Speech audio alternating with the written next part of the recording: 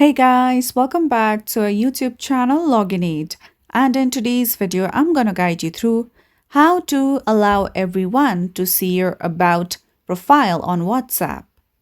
So first of all, launch WhatsApp app on your mobile devices.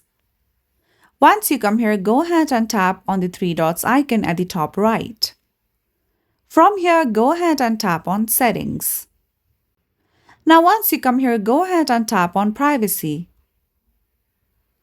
From here, you'll see the category of About. Tap on it. Now over here, you can see various options. In order to make everyone see your About profile, go ahead and tap on Everyone on top.